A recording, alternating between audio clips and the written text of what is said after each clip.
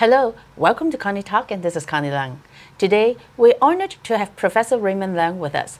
Professor Leung is the chairman and CEO of C&L Holdings Limited, and he has extensive experience in investment, advisory, and China-related businesses. He is an accredited mediator and fellow of the prestigious engineering institutions. With degrees in civil engineering, construction management, Chinese law, and a PhD in information engineering, he serves as an adjunct professor at the HKUST, Hong Kong University, and Hainan University. Thank you, Raymond, for accepting our interview today. Honored to have you. I'm honored to be on your show. So. Thank you, Raymond. You've been so experienced in different fields, and the Institute of International Experts is one of them, but today is the feature, so we're going to talk about something about that. Sure. Yeah, thank you. So what kind of organization is the Institute of International Experts, IIE? What prompts you to establish it? First of all, IIE is a non-profit organization. It comprises of, at present, 8 panels from different fields. Like we have a panel on construction, engineering, strategic operation management, estates, ADR. We recently set up a medical panel as well. It is comprised of a group of professionals. We feel that knowledge sharing is very important. Different experts have different expertise in their own area. IIE also have an accreditation system that will qualify people to be an expert. You cannot not just call yourself an expert without assessment, without accreditations. So we set up a criteria. You have to go through the council to make sure you have certain experts, so you're not only calling yourself an expert. Yes. So I believe that the recognition from IIE is also being recognized in different locations as well, right? And I think it's important that we share our resources for the benefit of HongOng and China. Yes, and I think that is important. Yeah. Our objective is create a good platform for the next generation to use. For sure. So most of our members at present is from Hong Kong, but we welcome overseas members.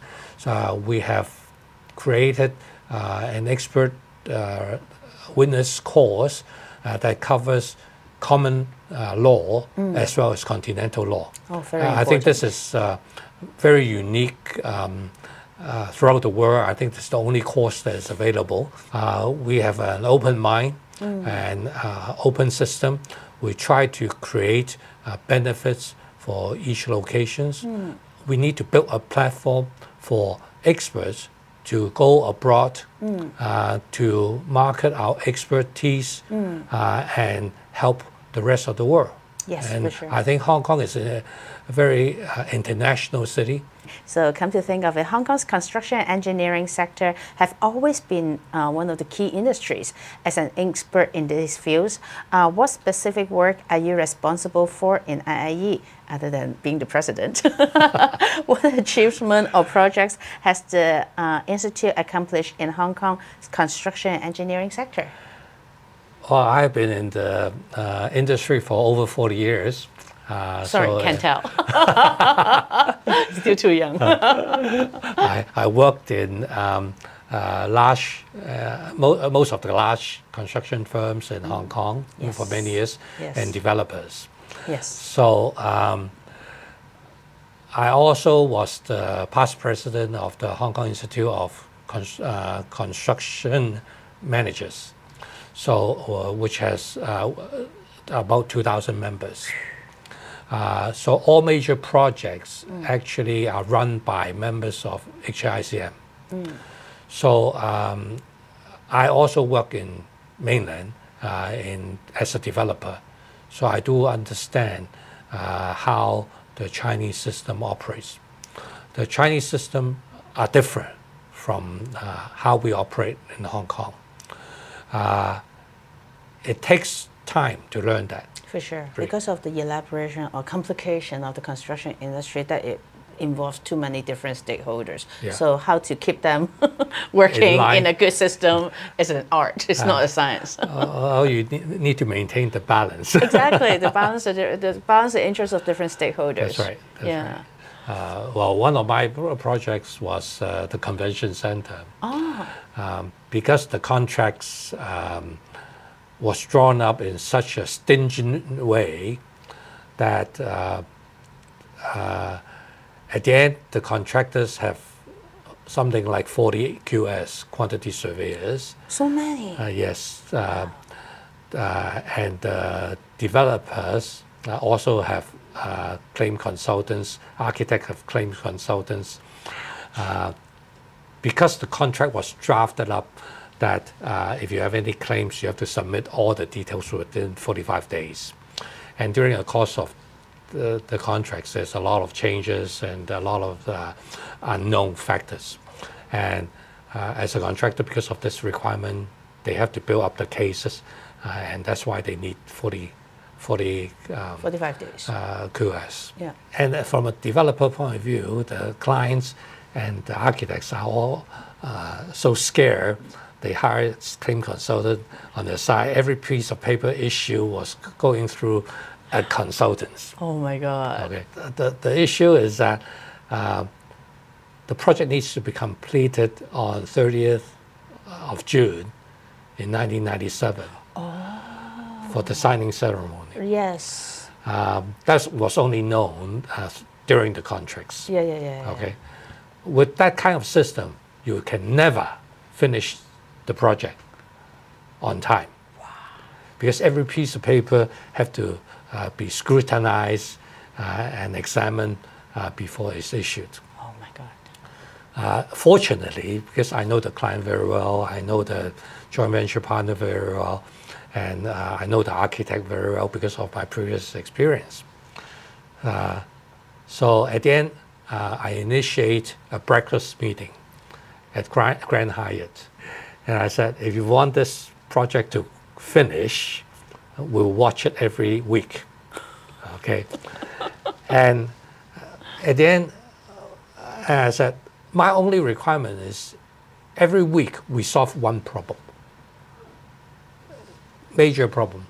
And we changed the clause of the contract.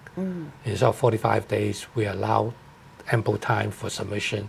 So we're not too much focused on the claims itself, but doing the work. Yeah, well, which is supposed to be the primary that was the purpose, right? the original objective. Exactly. But people tend to forget about the original objective once they started the contract. Yes. Don't expect a piece of contract is a perfect contract. There's no perfect contracts. It changes with the project itself. Sure. It changes with time. So different time may have different priorities, okay, and different people, okay. If I change the project manager, the whole thing can change. Oh, for sure. So there are things that people can make change to cater for the needs of the project. I think one needs to be flexible. You mentioned construction. Actually, you need to be flexible in life. Any aspect. Well, I hear with my undergrad education in civil engineering, a lot of people ask like why I changed. But as what you said, like there are so many different stakeholders and change factors within the construction industry. So once we learn that, we can apply that to a lot of different things, including the professional services that we're doing right now. Your change must be that you are making more money than a civil engineer. Oh, well, no. So Raymond, you were talking about that the IIE is a non-profit organization. So as a non-profit organization, what are IIE's advantages? How does it embody its non-profit nature in Hong Kong's social and industrial environment? Hong Kong, IIE itself is a non-profit organization. Yeah. We're not trying to make money. No. We're creating a platform of knowledge, knowledge sharing, and opportunity for experts to exchange ideas, networking, creating new ideas for the benefits of our societies. Right. So when there's a referral required For example, if somebody is looking for an expert in a particular area, we only make the referral itself.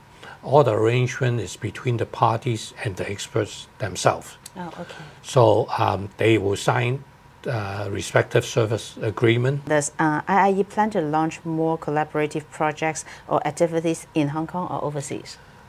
Well, we start slowly, okay? We try to build up a good platform in Hong Kong first. One of the panel that we have is called Chinese law. Yes. So if foreign parties require an expert in China, we can also try to sort from the various universities, institutes in China.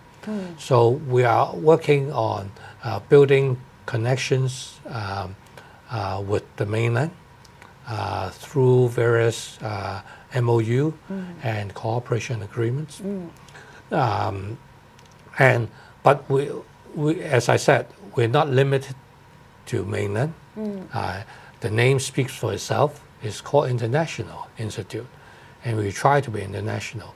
And as far as I know, it's the only institute that covers different disciplines.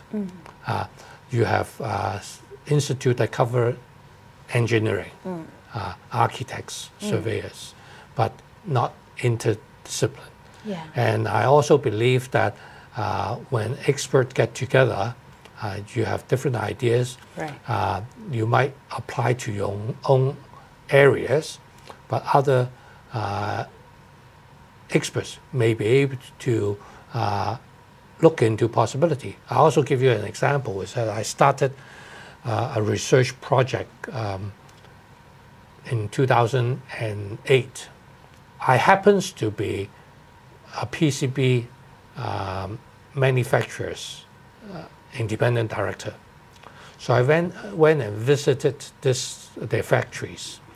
And I saw that all PCB boards are using copper. Copper for transmission.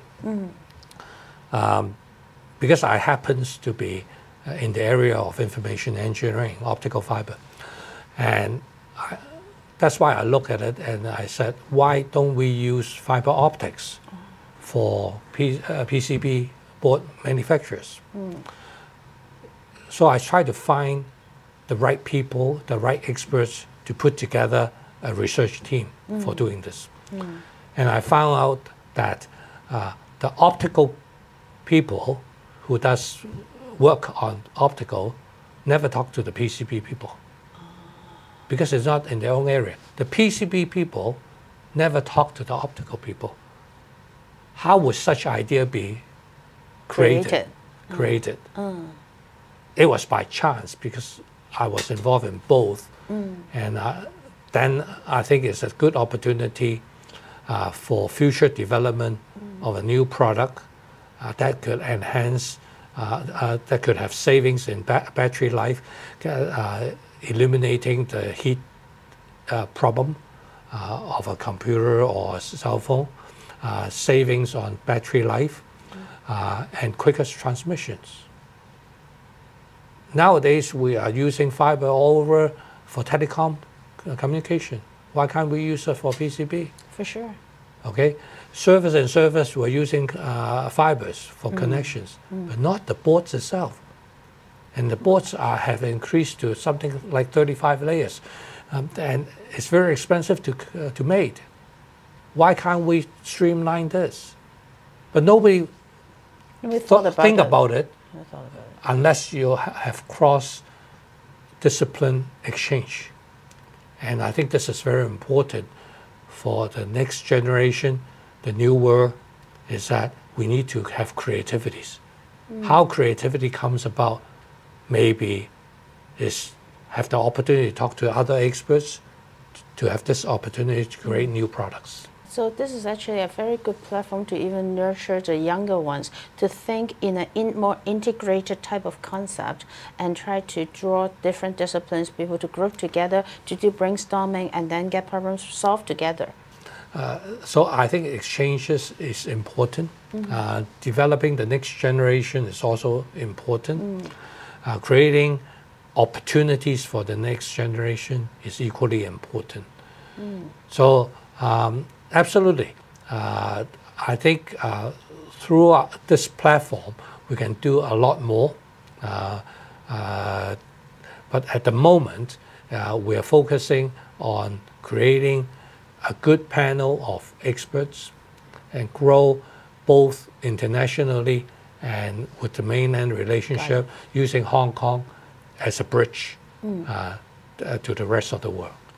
That's wonderful. Like one step at a time to get the growth with expert first and then to expand further. That's right. That's right. Yeah. So as a final note, what do you think about IIE in the next 2-3 years? And say for the younger ones, what would you suggest to them? Like see how they can utilize the IIE platform to further develop their careers. And I think the only thing that needs to be done, in my view, is hard working. It's very important. Yes, yes, yes, yes. Your boss always knows who is hardworking, who is not. Cannot 躺平. Otherwise, he should not be your boss. He or she should not be your boss, right? Agree. So, hardworking is key. In my personal experience, when my schoolmates were working 8 hours, I was working 12. So that I could retire early. That was the objective. And the other recommendation is continuous learning. Yes. There's a lot of things in this world that we all don't know. Keeps evolving. Yes. In construction, refer to construction, you have 20 different types of ceiling. Yes, yes, yes. Do you know it all? No way. You have to learn as you go around. Yes. Okay. Same in life. Yes. Same in life. Personally, I was a contractor, a developer before. I never thought of doing telecom. Okay. I happens to be one of the early starter of many telecom systems. So because I don't know anything about it, I seek for help. I go to different university. I seek for help from different individuals. And at the end, the professor said, Raymond, you always come and trouble us. Why don't you study it? So you end up getting a degree from that. So it took me eight years to get a part-time PhD on the subject, which I don't know at all. Just to let you know a little bit of my secret, is that it happens the two subjects that I got my PhD in was subjects that I hate when I was studying civil engineering, which is electricity and computer programming. You never know. So it's not something that you like or you dislike. It's a matter of needs. There's needs that I need to do it. Yes. Okay, then I just do it. So when I want to understand more on law, and that's why I went to study Chinese law. Yeah, that is a difficult one. and I did it not at my young age, but pretty old. So you just graduated 1-2 years ago, right? Remember that? Well, not old, not by all means not old, but 2019. So 2019. So I think as life evolves, you come across things that you think you should learn more. Don't hesitate to learn, because once you learn it, when opportunity come across, you can grab the opportunity. For sure. If you don't have the basic criteria, the opportunity can go by you and you miss the opportunity. Yeah. So learn anything. You don't know when you can use it. And if you are 20 years old, you still have 50 years to use it. Why not learn it? Agree. Okay. So continuous learning and hard work is the key. Thank you, Raymond. And I hope this can be very good advice to the younger people that they can further grow their career or life, whatsoever they try to achieve on. Right. Yeah, thank you so much, Raymond. Thank you.